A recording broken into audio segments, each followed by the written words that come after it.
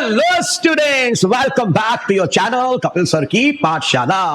15 minute series शुरू हो चुकी है। 2 वीडियो आपके पास जा चुके हैं और तीसरा वीडियो आपके सामने है गवर्नमेंट बजट। माय डियर, पूरी कोशिश है 15 मिनट में से खत्म करूंगा, लेकिन चैप्टर थोड़ा बड़ा है, 6 नंबर का है। हो सकता है 2-3 मिनट ऊपर लग जाए, तो टेंशन नहीं लेने का, बस ध्यान से समझने का, दिमाग का ढक्कन खोलने का, अच्छे से पढ़ने का। ओके, तो माय डियर, सबसे पहला question, what is the budget?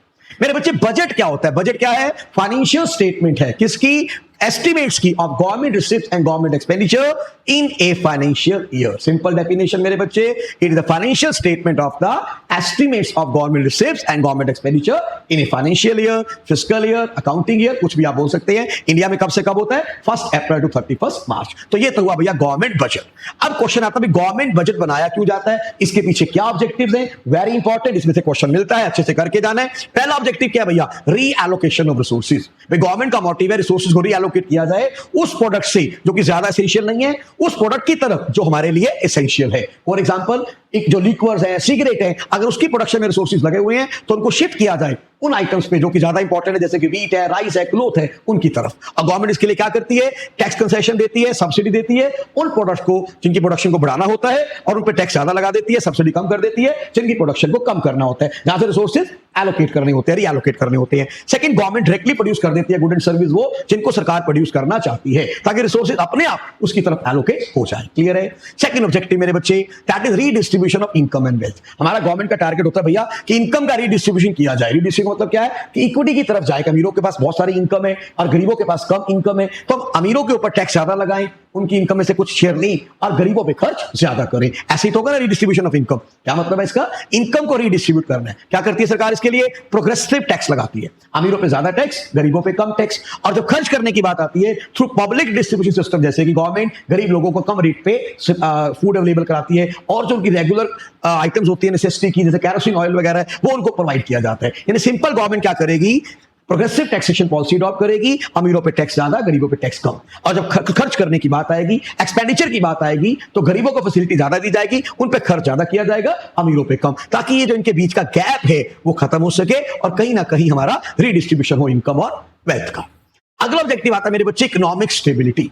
Government हमेशा ये चाहती है कि हमारी इकोनॉमिक स्टेबिलिटी को हम अचीव करें। ये जो प्राइस की फ्लक्चुएशन हो रही है, इन्फ्लेशन, डिफ्लेशन, इसे कंट्रोल किया जाए। तो गवर्नमेंट इसके लिए क्या करती है? During inflation government aggregate demand कम करेगी। कैसे? सरकार अपने खर्चे कम कर देगी, टैक्सेस ज्यादा लगा देगी। सिंपल, आपने ध्यान रखना है कि इन्फ्लेशन में सरकार ने क्या करना है? अपने खर्चे कम कर देने हैं, टैक्सेस ज्यादा लगा देने हैं। और डिफ्लेशन में, डेफिसिट डिमांड में गवर्नमेंट क्या करेगी? अपने खर्चे बढ़ाएगी ताकि डिमांड बढ़े, और टैक्सेस कम कर देगी ताकि आगे डिमांड बढ़े। तो सिंपल है, गवर्नमेंट ने क्या करना है अपने बजट में भैया? इन्फ्लेशन है, एक्सेस डिमांड है, तो क्या करने वाली है? खर्चे कम, टैक्सेस ज्यादा। डिफ्लेशन है, डेफिसिट डिमांड है, खर्चे ज्यादा और टैक्सेस कम। क्लियर है? देन चौथा आता है मैनेजमेंट ऑफ पब्लिक एंटरप्राइजेज। ये भी गवर्नमेंट का ऑब्जेक्टिव होता है कि जो हमारे बहुत सारे पब्लिक सेक्टर एस्टेब्लिशमेंट्स होते हैं, रेलवे है, डिफेंस है, उनको भी मैनेज करना हमारा इसका ऑब्जेक्टिव होता है। क्योंकि इनको मैनेज इसलिए किया जाता है क्योंकि they are establish for the social welfare. ये कैसे उनको मैनेज करें ताकि हमारा जो वेलफेयर है वो मैक्सिमम हो सके, लोगों को उससे बेनिफिट मैक्सिमम मिल सके। फिर अगला ऑब्जेक्टिव होता है that is reducing regional disparities. इसका मतलब क्या है? बहुत सारे एरिया ऐसे होते हैं जो बहुत ज्यादा डेवलप होते हैं और कुछ एरिया थोड़े अंडर डेवलप होते हैं। तो गवर्नमेंट का मकसद होता है कि जो रीजनल डिस्पैरिटीज है, कि कुछ एरिया ज्यादा डेवलप है, कुछ एरिया कम डेवलप है, उसको कैसे ठीक किया जाए। तो गवर्नमेंट इसके लिए क्या करती है? स्पेशल ग्रांट्स देती है, रोड्स बनाने के लिए, ब्रिजेस बनाने के लिए, पावर प्लांट लगाने के लिए, इनको बैकवर्ड एरियाज को, ताकि वो डेवलप हो सके। और ऐसे ही हमारा जो गवर्नमेंट वहां पे चाहती है कि इंडस्ट्रीज वगैरह लगे, उन्हें कुछ पहले तो ग्रांट्स वगैरह दे दी, वहां पे इंफ्रास्ट्रक्चर डेवलप कर दिया अच्छे से, ताकि लोग वहां पे जाकर इंडस्ट्री लगाएं। दूसरा, गवर्नमेंट क्या करती है? अगर बैकवर्ड एरिया में आप इंडस्ट्री लगाते हैं, आपको स्पेशल टैक्स कंसेशन दी जाती है, सब्सिडीज दी जाती है, ताकि लोग वहां जाएं और इन्वेस्टमेंट करें, वो एरिया डेवलप हो जाए। सिंपल है ना भाई? पहले सरकार ने क्या किया? अपने बजट में इंफ्रास्ट्रक्चर पे खर्च कर दिया ताकि लोग मोटिवेट हो वहां जाने के लिए। दूसरा, स्पेशल अनाउंसमेंट कर दी, जो यहाँ पे इंडस्ट्री लगाएगा उसको टैक्स बेनिफिट मिलेंगे, सब्सिडी दी जाएगी, तो लोग फिर उन एरिया में जाना शुरू करते हैं, बैकवर्ड एरिया में, वो एरिया डेवलप हो जाता है। क्लियर है? देन हमारे पास अगला आता है स्ट्रक्चर ऑफ गवर्नमेंट बजट। अच्छा, पहले ऑब्जेक्टिव में गवर्नमेंट समझ आ गया, पहला इंपॉर्टेंट क्वेश्चन। अब दूसरा मेरे बच्चे, गवर्नमेंट बजट का स्ट्रक्चर समझना बहुत जरूरी है, इसमें से क्वेश्चन आता है। गवर्नमेंट जो बजट है, इसके माय डियर 2 साइड होती है, budget receipt and budget expenditure. अब रिसिप्ट 2 तरह के होते हैं, revenue receipt, capital receipt. Budget expenditure भी 2 तरह के होते हैं, revenue expenditure and capital expenditure. अब सबसे पहले बात करते हैं कैपिटल रिसिप्ट। क्या होती है कैपिटल रिसिप्ट? 2 बातें याद रखनी है, आइदर क्रिएट लायबिलिटी और रिड्यूस एसेट। यहां पर इनसे क्या होगा? लायबिलिटी क्रिएट होगी, जैसे गवर्नमेंट ने पैसा बोरो किया, तो लायबिलिटी क्रिएट होगी कैपिटल रिसिप्ट, या एसेट रिड्यूस होगी। मान लो गवर्नमेंट ने अपने शेयर सेल कर दिए, पैसा तो आ गया लेकिन एसेट रिड्यूस हो गए, तो क्या बोलेंगे इसको? Capital receipt. तीन तरह की होती है, याद रखेंगे। एक होता है बोरिंग, चाहे एक्सटर्नल बोरिंग, डोमेस्टिक बोरिंग, दोनों कैपिटल रिसिप्ट है। रिकवरी ऑफ लोन, आपका लोन रिकवर हुआ, पैसा तो आया लेकिन आपके एसेट कम हो गए, ये भी कैपिटल रिसिप्ट है। और resale of the share of public sector undertaking, जिसको टेक्निकली हम क्या बोलते हैं? डिसइन्वेस्टमेंट। अगर गवर्नमेंट अपने शेयर सेल कर रही है, पैसा तो आएगा लेकिन सरकार के एसेट कम हो जाएंगे, again it is capital receipt. Clear है? दूसरा आता है मेरे बच्चे रेवेन्यू रिसिप्ट। ये क्या होती है? उल्टा याद रखेंगे, ना इनसे कोई लायबिलिटी क्रिएट होती है, ना कोई एसेट रिड्यूस होते हैं। याद रखिए, बड़ा सिंपल, ना एसेट पे कोई इफेक्ट पड़ेगा, ना लायबिलिटी पे पड़ेगा, हम उसको बोलेंगे रेवेन्यू रिसिप्ट। जैसे कि सरकार टैक्सेस लेती है हमारे से, हमारे ऊपर फीस लगाती है, फाइन लेती है, तो सरकार के पास पैसा तो आ रहा है लेकिन एसेट लायबिलिटी पे कोई फर्क नहीं पड़ रहा, हम इसे क्या बोलेंगे? Revenue receipt. और सरकार की रेवेन्यू रिसिप्ट को दो पार्ट में डिवाइड करते हैं, tax revenue, non tax revenue. कौन सा? दो, tax revenue, non tax revenue. अब टैक्स रेवेन्यू क्या होता है अभी डिस्कस करेंगे, लेकिन उससे पहले ये डिफरेंस का स्क्रीनशॉट ले लीजिए, वेरी इंपॉर्टेंट। रेवेन्यू रिसिप्ट और कैपिटल रिसिप्ट का डिफरेंस आ सकता है भैया। सबसे पहले डेफिनेशन बोल देंगे क्या होती है। रेवेन्यू रिसिप्ट जिनसे एसेट लायबिलिटी पे कोई इफेक्ट नहीं पड़ता, capital receipt either create liability और रिड्यूस एसेट। इनके केस में कोई फ्यूचर ऑब्लिगेशन नहीं होती। यहां बोरिंग अगर आपने किया है तो फ्यूचर ऑब्लिगेशन आपकी रहेगी। नेचर ये रेगुलर होती है, रेकरिंग होती है। कैपिटल रिसिप्ट इरेगुलर होती है और नॉन रेकरिंग होती है। एग्जांपल हमने देखा, जो रेवेन्यू रिसिप्ट होते हैं दो तरह के, tax revenue, non tax revenue, और इसमें देखा था हमारे बोरिंग, रिकवरी ऑफ लोन, ये सब इसके अंदर आ जाएगा। अब हम बात करते हैं टैक्स सोर्सेज। ठीक है, हम रेवेन्यू रिसिप्ट को डिस्कस कर रहे थे, तो दो तरह की होती है, tax revenue, non tax revenue. पहले बात करेंगे टैक्स सोर्सेज। भैया टैक्स क्या होता है? टैक्स एक कंपल्सरी पेमेंट होती है जो गवर्नमेंट इंपोज करती है पीपल के ऊपर, और उनको पे करना पड़ता है एज पर रूल। अगर आपने पे नहीं किया तो वो इलीगल है, सरकार आपके ऊपर एक्शन ले सकती है। Difference between direct tax, indirect, ये बहुत इंपॉर्टेंट है कि टैक्स सब दो तरह के होते हैं, direct tax, indirect tax. Direct tax कौन सा होता है? जिस पर्सन पे लगाया गवाही उसको पे करता है, उसको हम डायरेक्ट टैक्स बोल देते हैं। इनडायरेक्ट टैक्स लगाया किसी और पे गया, पे कोई और कर रहा। आप बोलोगे ऐसे कैसे होता है ना भैया? पहली बात करेंगे इनकम टैक्स। इनकम टैक्स क्या होता है? Direct tax. मेरे पे लगा, मैंने पे किया, तो क्या बोलोगे इसको? Direct tax. जीएसटी, आपने इसका नाम सुना होगा जीएसटी का।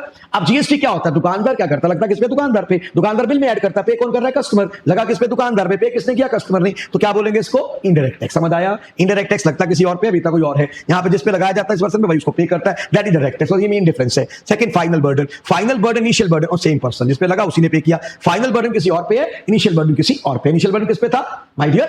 दुकानदार पे। पे किसने किया? कस्टमर ने। तो फाइनल बर्डन किस पे पड़ा? कस्टमर के ऊपर। ठीक है। Shifting of tax. Direct tax में आप टैक्स को शिफ्ट नहीं कर सकते, जिसके ऊपर लगेगा वही पे करेगा। यहां पे टैक्स को आप शिफ्ट कर सकते हैं, वेरी इंपॉर्टेंट, प्लीज याद रखेंगे, नोट करेंगे। Then progressive. Direct tax generally progressive होते हैं, इनडायरेक्ट टैक्स जनरली रिग्रेसिव होते हैं। कवरेज, जो हमारा डायरेक्ट टैक्स होता है इनकी कवरेज बड़ी लिमिटेड है, क्योंकि बहुत सारे लोग टैक्स के दायरे में नहीं आते हैं।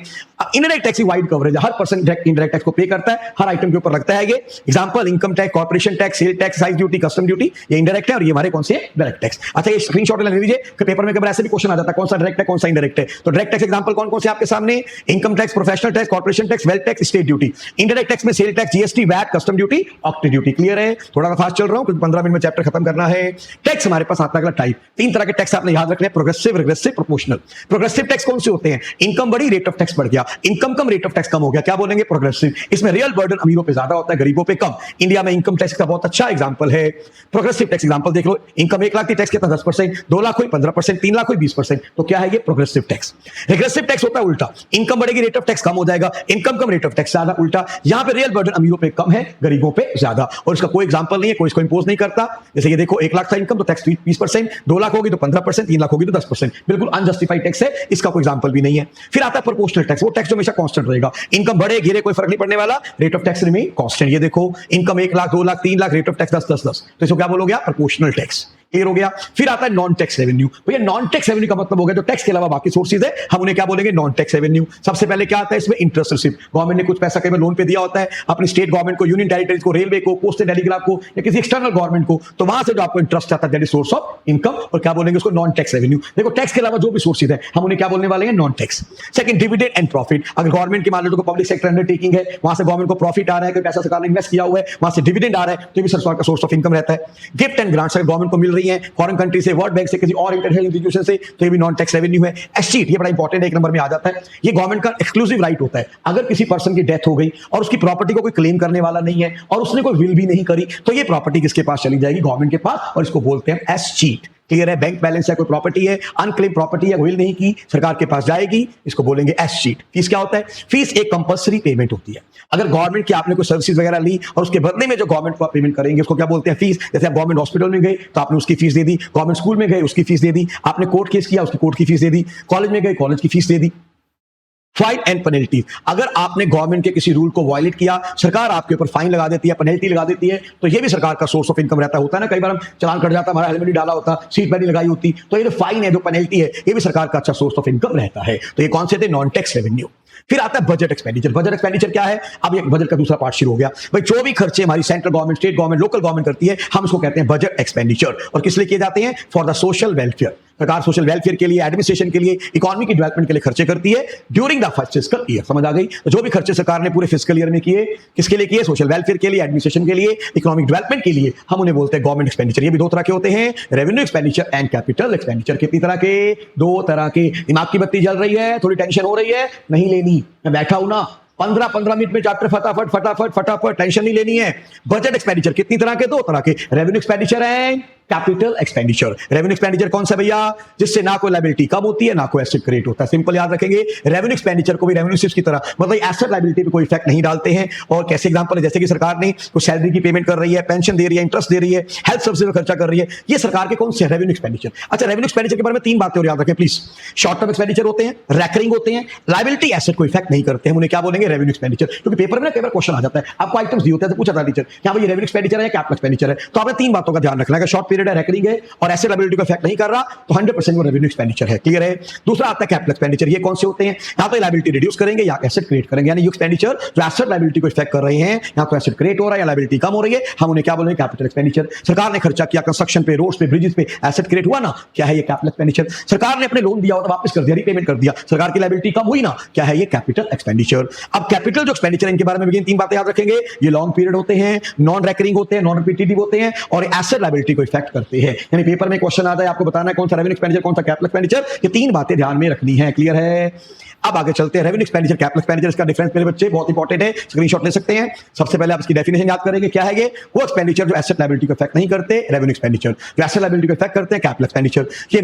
ये रिकरिंग होते हैं, नॉन रिकरिंग होते हैं। अच्छा, ये ज्यादातर डेवलपमेंट के लिए खर्च किए जाते हैं, डेवलपमेंट एक्सपेंडिचर बोलते हैं, इनको नॉन डेवलपमेंट एक्सपेंडिचर बोलते हैं। ये शॉर्ट पीरियड है, ये लॉन्ग पीरियड है। ये यूज किए जाते हैं नॉर्मल रनिंग के लिए, गवर्नमेंट की नॉर्मल रनिंग के लिए, एडमिनिस्ट्रेशन के लिए ये खर्च किए जाते हैं। ये यूज किए जाते हैं एसेट क्रिएट करने के लिए, कैपिटल फॉर्मेशन के लिए। तो these are capital expenditure. Clear हो गया?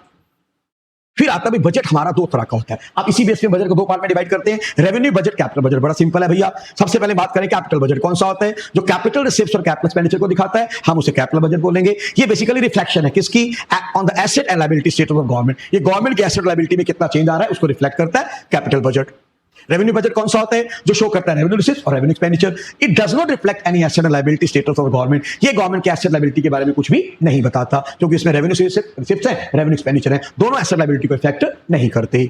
फिर मेरे बच्चे ये भी आपको पता होना चाहिए, बजट दो तरह का ऐसे भी होता है, balance budget, unbalance budget. Balance budget हमारा क्या होता है? जहां पर गवर्नमेंट के एक्सपेंडिचर और एक्सपेंसेस दोनों इक्वल होते हैं, हम उसको बोलते हैं बैलेंस बजट। जितना खर्चा उतनी इनकम है। अनबैलेंस बजट है जहां पर इक्वल नहीं है। अब ये फर्दर दो तरह का होता है, सरप्लस एंड डेफिसिट। जहां पे गवर्नमेंट की इनकम और एक्सपेंडिचर बराबर नहीं है, उसे क्या बोलेंगे? Unbalance budget. अभी दो तरह का, पहला डेफिसिट, अगर एक्सपेंसेस ज्यादा, एक्सपेंडिचर ज्यादा है, रेवेन्यू कम, उसको बोलेंगे डेफिसिट बजट। और अगर एक्सपेंसेस ज्यादा है हमारे और हमारी जो सरप्लस में क्या है? हमारी रिसिप्ट ज्यादा और एक्सपेंसेस कम। यहां पे थोड़ा ये चेंज ठीक कर लेंगे इसको। अब सरप्लस बजट किसको बोलने वाले हैं? जहां पर हमारे यहां पे हम लिखेंगे रिसिप्ट, जहां पर हमारे जो रेवेन्यू है वो ज्यादा है और एक्सपेंडिचर कम है, उसको बोलेंगे सरप्लस बजट। क्लियर हो गया? सरप्लस बजट कौन सा है? जहां पे रेवेन्यू ज्यादा है, एक्सपेंडिचर कम है। क्लियर हो गया? वो सरप्लस बजट। जहां पे दोनों इक्वल है, बैलेंस्ड, और जहां पे हमारे एक्सपेंडिचर ज्यादा, रेवेन्यू कम, हम उसको बोलेंगे डेफिसिट बजट। क्लियर हो गया? अब आता है हमारे पास ये बजटरी डेफिसिट। याद रख क्या होता है बजट डेफिसिट? आपको सिर्फ इसकी डेफिनेशन, फॉर्मूलास पता होने चाहिए। बजटरी डेफिसिट होता है excess of total expenditure over total budgetary receives. अगर टोटल बजट एक्सपेंडिचर में से टोटल बजट रिसीव्स को माइनस कर दें तो जो आएगा उसे क्या बोलेंगे? Budgetary deficit. अब एक्सपेंडिचर दो तरह के होते हैं, revenue expenditure plus capital expenditure. Receives भी दो तरह के होते हैं, revenue receives plus capital receives. यानी टोटल रिसीव्स में total expenditure revenue plus capital expenditure minus revenue receives plus capital receives. तो क्या होगा? ये बजटरी डेफिसिट। क्लियर हो गया? फिर आपको फॉर्मूला ये भी याद होना चाहिए, फिस्कल डेफिसिट क्या होता है? It is excess of total expenditure over total receives excluding borrowing. Borrowing को नहीं देखना इसमें, आपने क्या करना है? Total expenditure minus total received, लेकिन रिसीव्ड में बोरिंग को एक्सक्लूड कर देना है, दैट इज फिस्कल डेफिसिट। बात समझ आई? बड़ा सिंपल है। एक्सपेंडिचर सारे लेने हैं, revenue expenditure plus capital expenditure. Received, revenue received सारी लेनी है, क्योंकि बोरिंग किसका पार्ट होती है? कैपिटल रिसीव्ड का। तो minus revenue received plus capital received excluding boring. बात समझ आई? फिस्कल डेफिसिट क्या है? Total expenditure minus total received excluding boring. आपने स्क्रीनशॉट लेना, फॉर्मूले का ले सकते हैं। फिर आता है हमारे पास क्या फिस्कल डेफिसिट बजट डेफिसिट का पार्ट होता है? नहीं माय डियर, इनफैक्ट जो बजट डेफिसिट है वो किसका पार्ट होता है? फिस्कल डेफिसिट का। तो क्या होता है? Budget deficit plus borrowing that is equal to fiscal deficit. ये भी फॉर्मूला आपको पता होना चाहिए। फिर आता है revenue deficit, very simple. Revenue deficit क्या मेरे बच्चे? Excess of revenue expenditure over revenue receive. इसका फॉर्मूला शायद यहां पे नहीं लिखा, revenue expenditure minus revenue receive. क्या होता है revenue deficit? Revenue expenditure minus revenue receive. Clear है? फिर आता है लास्ट में प्राइमरी डेफिसिट। ये क्या होता है? Difference between fiscal deficit and interest payment. भाई अगर फिस्कल डेफिसिट में से ये यहां पे फॉर्मूला लिख लीजिए, वेरी इंपॉर्टेंट है ये। क्या होता है हमारा my dear? Primary deficit. Primary deficit होता है fiscal deficit minus interest payment. Interest payment, is it clear? तो ये मेरे बच्चे आपने सारे डेफिसिट्स के फॉर्मूले याद करके जाने हैं, पेपर में आ सकते हैं। क्लियर हुआ? तो इसी के साथ आपका बजट वाला चैप्टर भी खत्म हुआ। क्लियर है मेरे बच्चे? बहुत मेहनत कर रहा हूं आपके लिए, बस आप ही इतनी मेहनत कीजिए, अच्छे से वीडियो सुनिए, याद कीजिए और बस पेपर को फोड़ देना है, एक बार दिखा देना है कि हम भी कुछ कर सकते हैं। तो अगले वीडियो के साथ बड़ी जल्दी मिलेंगे और प्लीज चैनल को सब्सक्राइब नहीं किया तो जरूर करना और अपने दोस्तों के साथ भी जरूर शेयर करना। God bless you, best wishes.